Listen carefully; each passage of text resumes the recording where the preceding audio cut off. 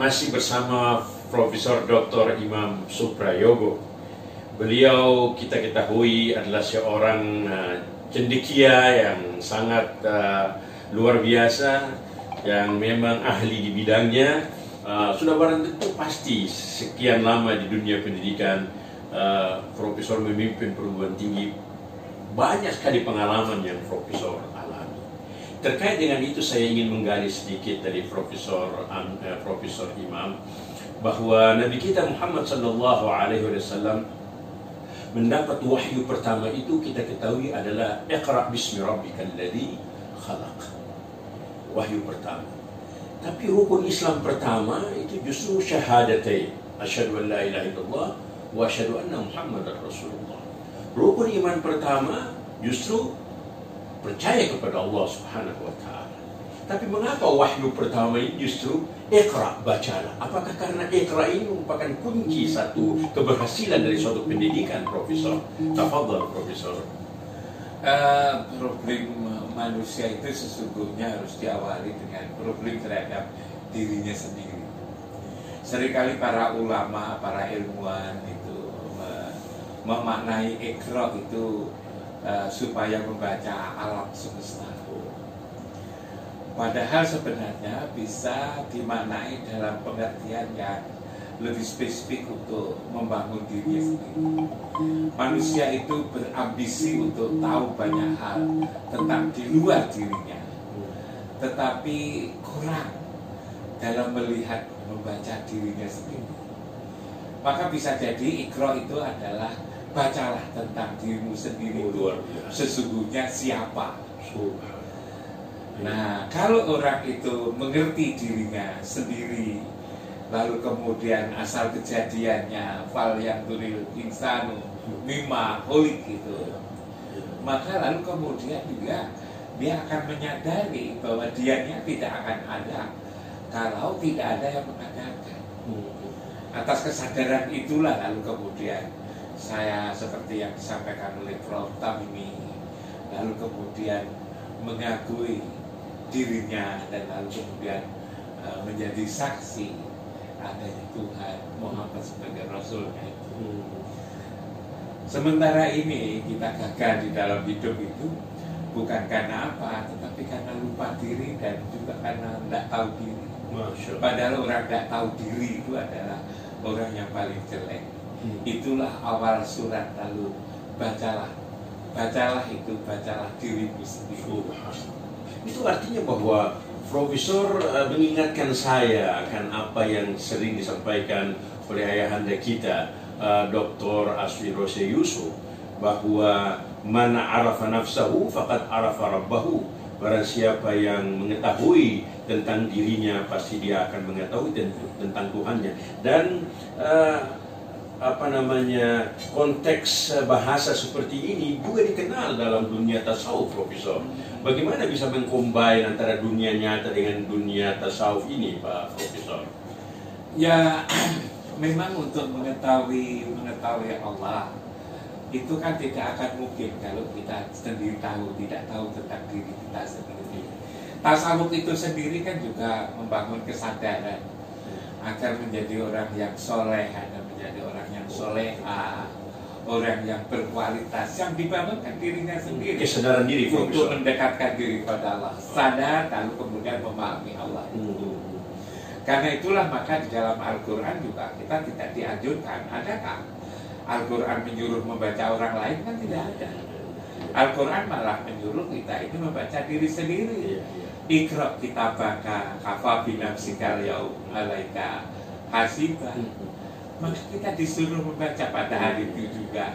Cukup kamu sekalian, Anda sendiri membaca yang ada pada diri sendiri untuk menghisapnya. Kan begitu. Iya. Saya ingin menggali lebih dalam apa sesungguhnya hakikat atau makna yang Profesor sampaikan tadi itu, membaca diri sendiri dengan mengungkapkan ayat tadi itu, kafa binafsika hasiba itu, Profesor.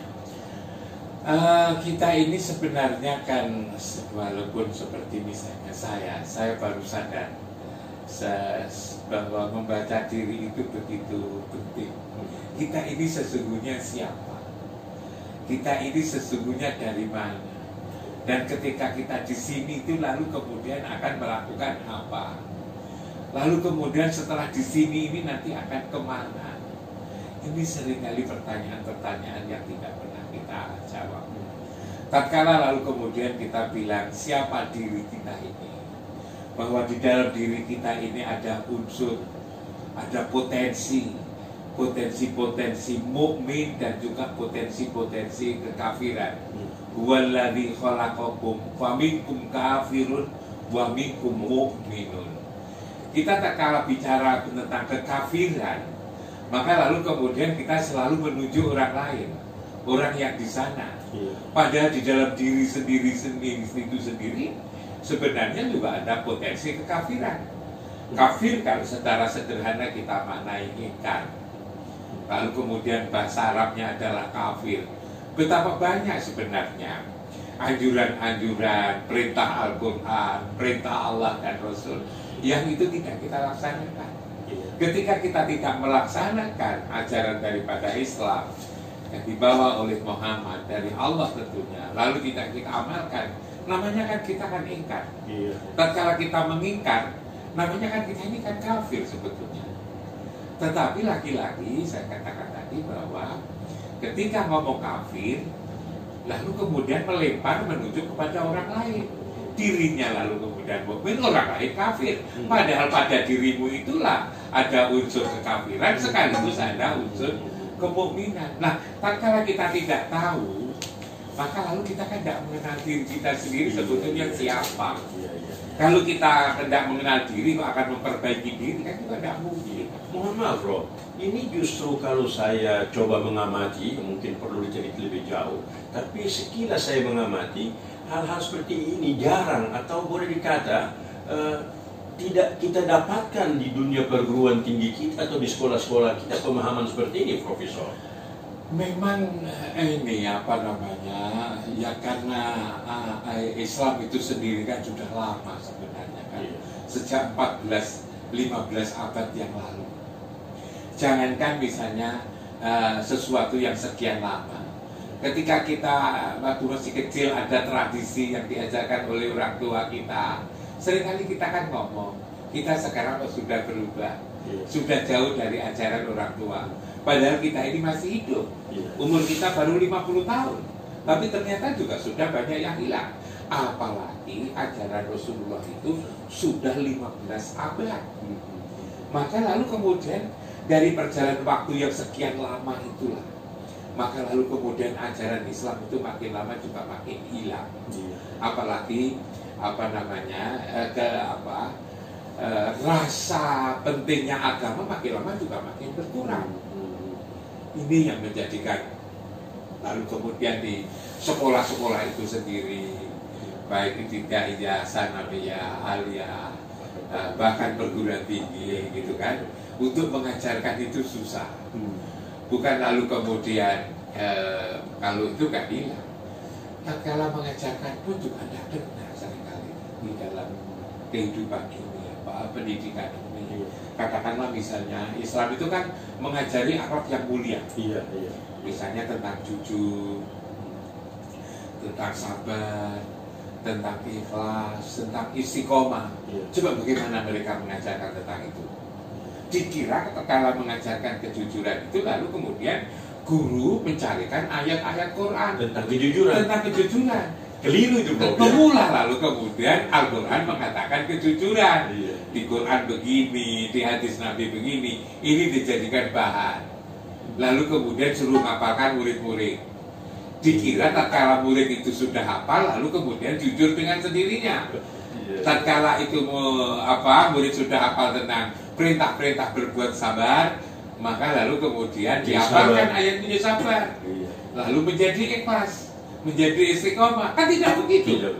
Sama dengan kalau misalnya anak kita itu lapar, lalu kemudian ketika anak kita lapar, lalu kita carikan Al-Quran. Ketemulah kulu wasrobu walatusribu, disuruh ngapalkan. Apa anak-anak lalu kenyang? Enggak bisa. Kan tidak. Ini ada kekeliruan pendidikan yang mendasar, pendidikan Islam itu kan. Nah ini nih kalau kita ngomong itu tadi kan bicara tentang mengenal diri. lalu sampai sini. Ini ada kekeliruan yang seharusnya direnungkan dan dipikirkan kembali. Makanya bahkan dalam Al-Quran itu sendiri, kata aminu wa amilus salihat itu tidak pernah berlepas, Prof. Artinya selalu terkait satu dengan yang lain, tidak bisa ayat itu berpisah. Setiap Allah sebutkan aminu amilus salihat, artinya antara teori dan praktek itu harus satu, Prof, ya, iman dan amal saleh itu, Prof. Memang ya, jadi iman dan beramal soleh. Tapi sebetulnya kita ini harus juga jeli. Yeah. Kedatangan Islam itu untuk apa? Islam datang itu kan bukan untuk agar kita itu menjadi kaya, Yeah. agar kita itu menjadi punya jabatan yang tinggi, agar kita itu punya gelar yang banyak-banyak. Kita ini agar tersohor, kan tidak begitu. Bahwa Islam datang itu sebenarnya kan untuk memperbaiki akhlak sebenarnya. Tatkala itu memperbaiki akhlak, bagaimana caranya? Untuk memperbaiki akhlak, ya harus ikut orang yang berakhlak mulia. Untuk mengikut bagaimana? Ya kita harus sambung. Karena itu kalau iman lalu diteruskan dengan amal saleh, jangan lalu kemudian kita kurang tepat di dalam memaknainya. Amal soleh lalu kemudian kerja bertani secara baik, kerja dagang secara bagus, kerja misalnya pertukangan secara bagus, membangun teknologi secara bagus. Apa iya itu? Jangan-jangan yang dimaksud dengan amal soleh itu sesungguhnya bagaimana kita menjalin komunikasi dengan Rasul secara tepat. Atiullah wa atiur Rasul, aqimus shalah wa atuz zakah wa atiur Rasul. Jadi amal soleh itu jangan-jangan sebetulnya agar lebih tepat dalam konteks membangun akhlak, ikutilah Rasul itu. Kamu percaya dan ikutilah Rasul. Mohon maaf, itu mungkin ada kaitannya dengan ayat laqad kana lakum fi rasulillahi uswatun hasanah. Benar sekali, benar sekali. Kita ini sesungguhnya sudah mencampur adukkan antara mana wilayah-wilayah ilmu dan mana wilayah-wilayah agama. Kalau wilayah agama sebetulnya yang diperbaikinya adalah hati. Bagaimana hati kita ini terpelihara agar menjadi cantik. Dan kalau hati orang menjadi cantik, maka orang itu menjadi bagus. Kalau orang itu bagus, tatkala melaksanakan, mengembangkan ilmu pengetahuan teknologi menjadi bagus.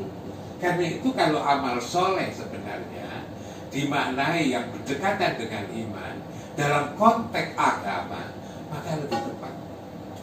Lalu kemudian amal soleh yang amal soleh lalu seperti apa? Amal soleh yang mungkin yang terkait dengan agama memperbaiki hati adalah mengikut Rasul. Mengikut Rasul itu gimana? Sholat sebetulnya. Karena lalu kemudian ketika sholat, lalu kita yang harus diperbaiki itu baru pada tingkatan formalnya. Sholat mulai dari awal sampai akhir tidak mengenal Allah, tidak mengingat Allah dan Rasulnya. Itulah lalu kemudian juga di sini dalam Al-Quran, fawailul lil musholin alladzina hum an sholatihim sahun. Bukan lalu kemudian melupakan waktu sholat, melakukan rukun sholat, tapi tatkala sholat dia tidak menyambung Rasulullah.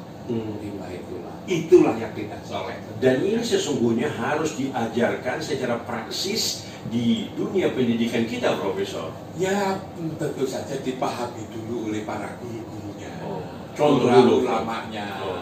Lalu kemudian setelah dipahami baru lalu kemudian dilaksanakan.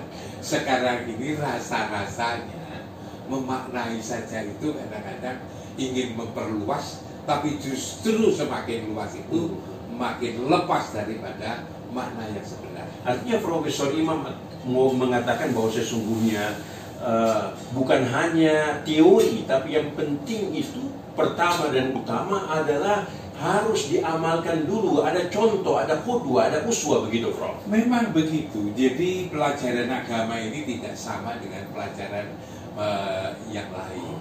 Kalau pelajaran misalnya pertanian, peternakan, ekonomi, biologi dan seterusnya itu kan kita kan mendasarkan kepada kurikulum. Nah, lalu kemudian ada kurikulum, ada bahan ajar, ajarkanlah itu. tentang siapa yang mengajarkan itu sudah menjalankan atau belum, tidak jadi masalah. Tapi kalau agama tidak begitu. Seperti itu, ya. Agama harus yang mengerjakan, yang mengajarkan itu harus menjalankan lebih dulu. Kalau tidak, maka kena penalti. Itulah atakmuruna nasa bil birri wa tanusana anfusakum wa antum tatluna kitab afala ta'qilun. Lima takuluna ma la taf'alun kabura maqtan indallah an taqulu ma la taf'alun. Jadi memang agama ini agamanya khas. Iya. Kita bisa ngajarkan kalau kita menjalankan. Mengamalkan dulu. Bukan hanya semalam membaca, sudah pernah membaca buku itu, lalu kemudian kita ajarkan. Tidak begitu. Luar biasa. Terima kasih Prof. Imam dengan pencerahan yang Bapak Profesor sampaikan sangat luar biasa dan semakin menyadarkan kita bahwa sesungguhnya pendidikan itu bukan hanya sekedar teori, tapi bagaimana para pemirsa kita dengar tadi Profesor Imam dengan cantik sekali ingin mengatakan dan sudah mengatakan bahwa yang pertama adalah contoh dari apakah itu ulamanya, ataukah gurunya, ataukah orang tua. Dari contoh itu kemudian bisa diamalkan, dan dengan demikian insya Allah dunia pendidikan kita ke depan akan semakin baik dan lebih baik lagi. Saya Muhammad At-Tamimi menyampaikan siaran langsung ini dari Hotel Horizon Bekasi. Terima kasih. Wassalamualaikum warahmatullahi ta'ala wabarakatuh. Terima kasih Prof.